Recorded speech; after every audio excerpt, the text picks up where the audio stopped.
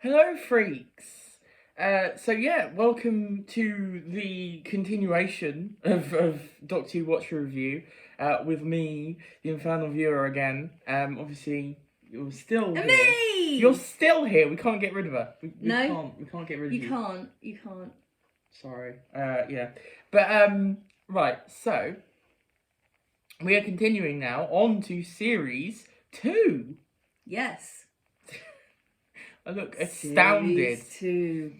Yeah, I can't believe we've actually, watched all of Series 1 already. So yeah, we are on to the first story of Series 2. That is Planet of the Giants. Yeah, Planet of the Giants.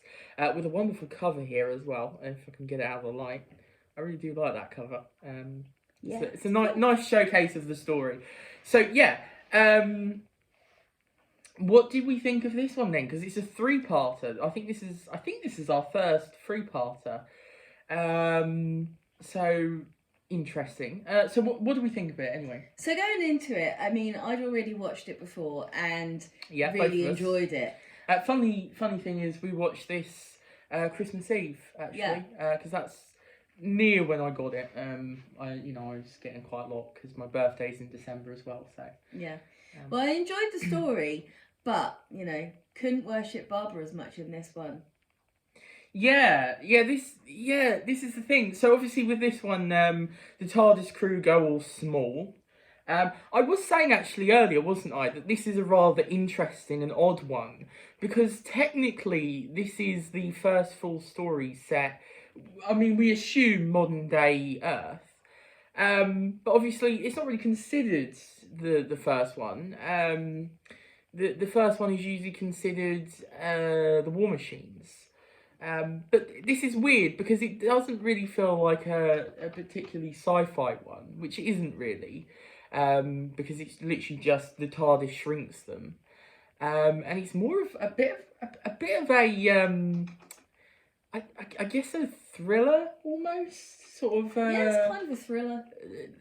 I wouldn't, not sort of that classic sort of older sort of thriller, not the sort of thing where there's a bit of a backstabbing person going on, that sort of stuff. Well, continuing on with the whole political slant of Doctor Who, Yeah. This one is very much about what happens if capitalism wants to make money at the cost of everything else. Sorry, I realised my hamster is just trying to bite through something.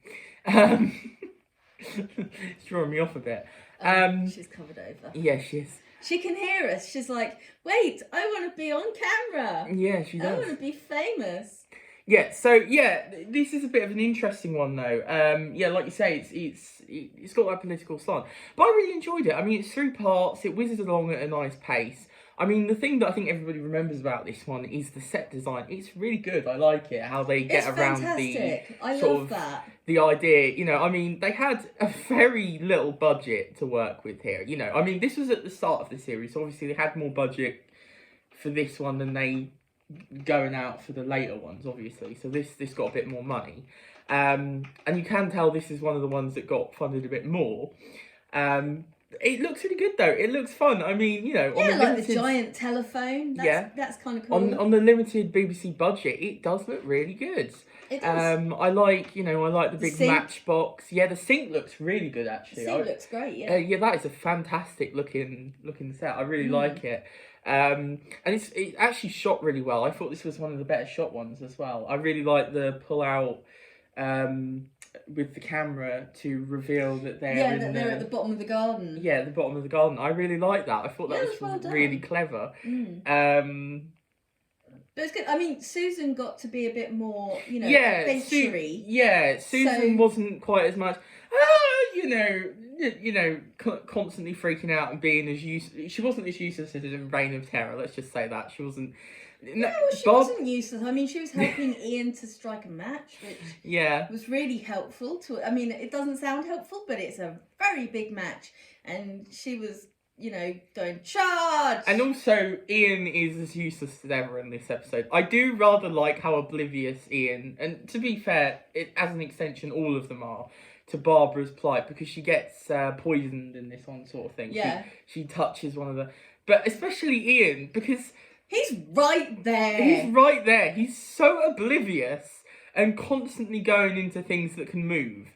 Oh yes, Barbara, let's get in the case. He's obsessed with the briefcase. He is obsessed with the briefcase. He is. I don't know what that says about Ian. Yeah. But, and as you said before, actually, which I found quite funny, this has got that sort of classic thing of how amazingly large, how fantastically large that is, Yeah. It's especially like the earthworm. It's Yeah. like, it's a giant snake. No, it's an earthworm. It looks dead. It's like, it's pointing straight up. It's like, what is going on? Yeah. Oh, and the... Well, it's a cross, isn't it? Because it's all long. It's gone across two sides. Yeah. And it's hanging down. But, no, my favourite is the eggs that look like Tic Tacs. Oh, yes. As soon as you saw one, you went, that's a Tic Tac. Tic Tac. Somebody's dropped their Tic Tacs. Someone's dropped their Tic Tac. Yeah, but it looks really good and it's fun. I mean, there's a nice build up to the discovery of where they really are. I mean, you'll figure it out quicker than they will. But yeah. Oh, there's a giant ant. What on earth can it possibly mean? To be fair, they do go to Vortis with giant insects, so I guess that's not too far. Is that the web planet? Yeah, that's the web planet. Yeah, exactly. But So they haven't been there before. No, but what I'm saying though is they could have been on a planet with giant insects. Totally. That's what I'm saying. Yeah. But yeah, no, this is a fun one. I do really enjoy this one. It's not particularly what's the word? It's not particularly like deep or anything, it's a very simple story.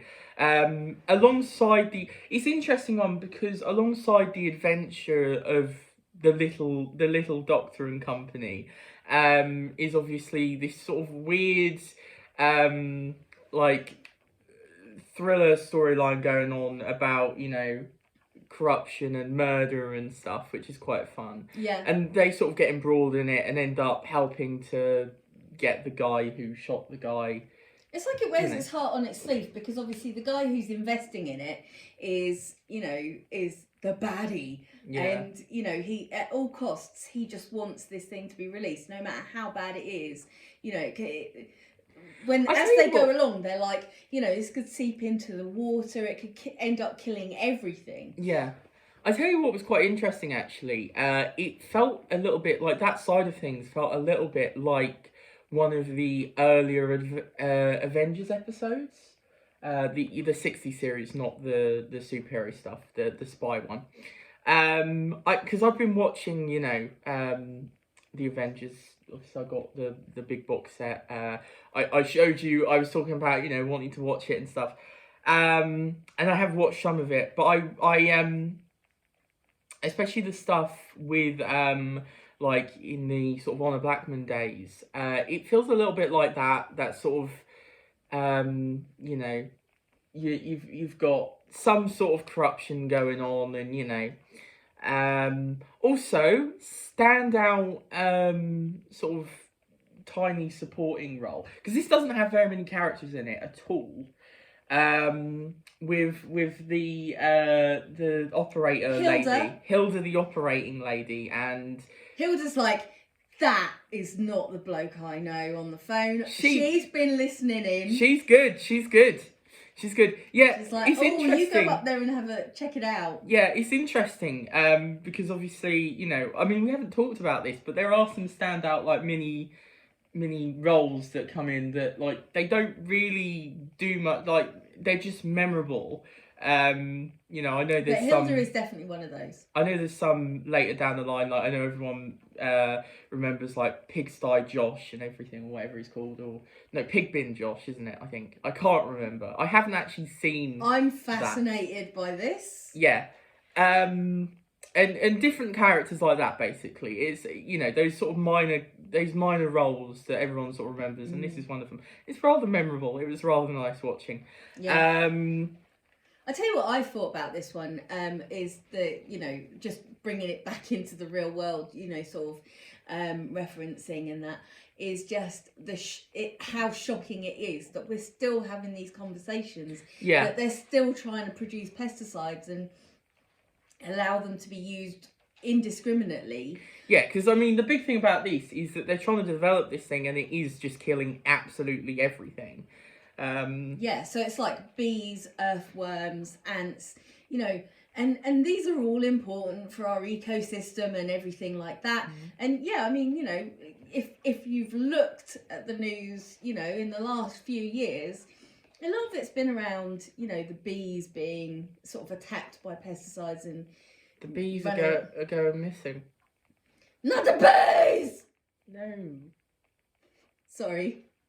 It's alright. We were doing different things, I think. Yes, we were doing completely different things. I was doing the Doctor Who thing, seeing as we're talking about Doctor Who, and you were doing the Wicker Man, the remake. I was doing Nicolas Cage. Yeah. Not the bees! Not the bees!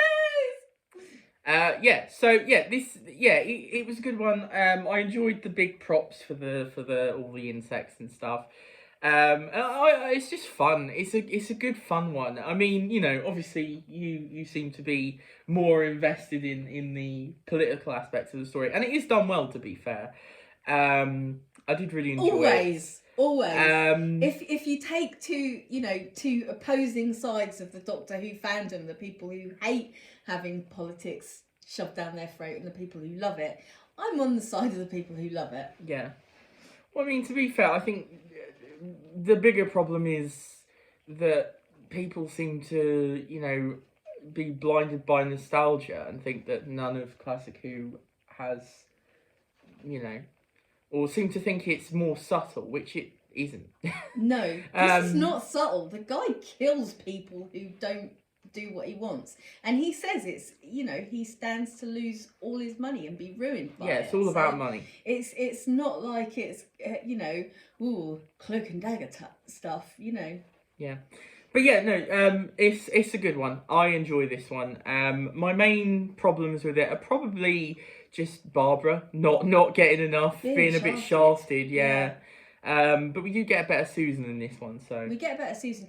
Barbara does still try and carry on. She does, yeah. She hides how a lot of stuff, so it's kind of interesting to see how she reacts to the fact that I still hate it. Yeah, I feel like that isn't the Barbara I know, to be honest. Yeah, to be fair, I was like, hang on a second, what's happening here? Barbara's not like this. It's like the giant cat, and we like the giant cat. Susan and Barbara did not like the giant cat, so they both screamed and looked away. And I loved the Doctor. Don't look directly into the cat's eyes. Yeah. I love the fact that Ian and the Doctor seem to be looking directly into the cat's eyes. Yeah, exactly. Which I found quite funny. So, yeah, maybe take his own words. So this is actually interesting as well, because this was originally going to be a 4-parter. Yeah, the last minute, I said the last minute, they basically cut it down to 3 parts.